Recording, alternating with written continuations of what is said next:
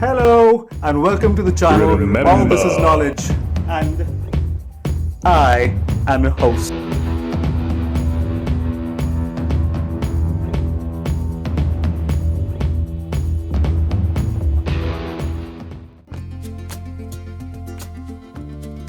Hello and welcome to the fourth episode in our four-part series on the history and evolution of flight. In this last and final episode, we will witness advances in aviation technology that made the aircraft a force of destruction, and yet also a force to bring us closer. We will observe how the coming of the Second World War set the world into a tailspin of innovation and led to the birth of the monoplanes, the jetplanes of today. There was a golden age of aviation. It was the period between the end of the First World War in 1918 to the beginning of the Second World War in 1939. As the First World War came to an end, the war in the skies was no longer to be fought by biplanes that were made of wood and fabric. Monoplanes or planes with single mainplane emerged. These monoplanes were strong and sturdy, forged of metal and not wood. As 1930 set in, the plane received a heart that raged fire. The birth of the jet engine in the 1930s was said to power mankind into the jet age and beyond. As Nazi Germany waged the Second World War in 1939, monoplanes powered by conventional propeller engines ruled over the skies. The war saw three kinds of aircrafts in combat: the fighters, the bombers, and the transport planes. The Nazi Air Force, known as the Luftwaffe, had aircraft that were fast, stealthy, and had the destructive firepower to strike fear into the enemy. The Luftwaffe launched its Blitzkrieg, or lightning war campaigns, with heavy strikes against the Allies, using its formidable dive bomber aircraft, the Junkers Ju-87 Stuka. The Stuka would dive in screaming at the enemy, its sirens unleashing a deafening wail to weaken enemy morale.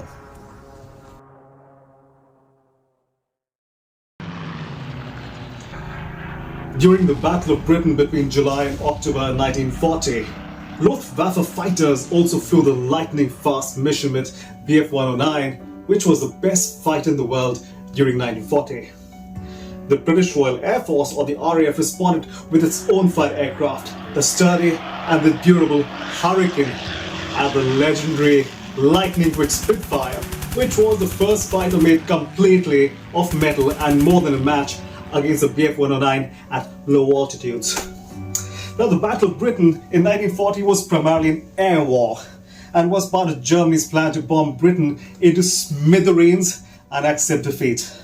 And Great Britain successfully defended itself against the German Blitzkrieg.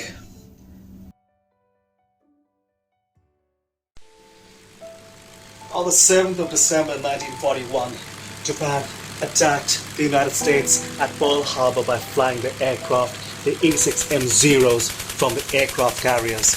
Now, even though the Japanese attack was catastrophic, the strategy behind the attack was even more perplexing. The Japanese pilots willingly turned the aircrafts into suicidal vessels, and when faced with imminent death, crashed the planes straight into the US Navy's ships. That day on, kamikaze, or the deliberate act of self-sacrifice, turned into military strategy. After the attack in Pearl Harbor, United States entered the war and joined the Allies in the fight against Germany and Japan. Ultimately, it was the B29 Superfortress, a US-made bomber, that unleashed a weapon that humanity would fear forever. On 6th and 9th of August 1945, the United States flew in the B29 and detonated 2 atomic bombs over the Japanese cities of Hiroshima and Nagasaki respectively. The aerial bombings together killed between 129,000 and 226,000 people, most of whom were civilians. Air power thus ended the Second World War with untold misery.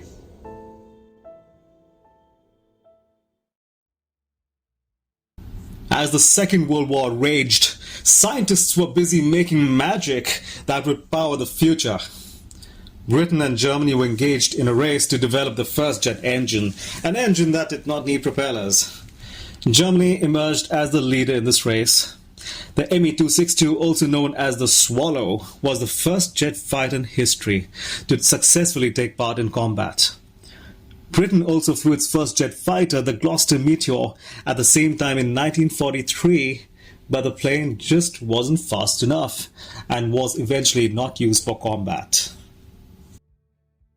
The Lockheed XP-80 of the United States also deserves a mention. It was built in record time and launched in 1944, but the aircraft and the jet engine were not mature for war.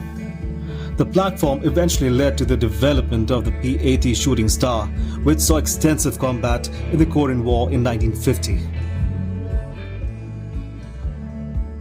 Trivia time! By the end of the Second World War, the Allies had confiscated pretty much all of the German aviation secrets. Now, as they pored over these German air designs, it became apparent that nothing that the Allies had designed during the war could have matched the enemy's design power.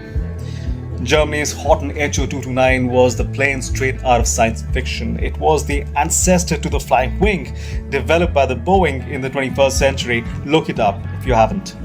Now, the Horten HO-229 was so radically ahead of its time that even after the Allies captured German aviation technology after the war, the Allies took decades to truly understand the impact of the aircraft's design. It's worth knowing that the plane did not have the tail fin at the back and with its smooth shape was more likely to evade radar signals. It was the first stealth aircraft ever made. Well, folks, this is where our series draws to an end. But the dawn of the jet age and as it unfolded in the 20th century demands a story of its own. I hope the series was exciting and would have deepened your interest in humanity's quest for flight. See you. So I truly hope you enjoy the content, you learned a little. Please subscribe to my channel, like the video, share the love, and adios and namaste until the next video. Cheers, bye.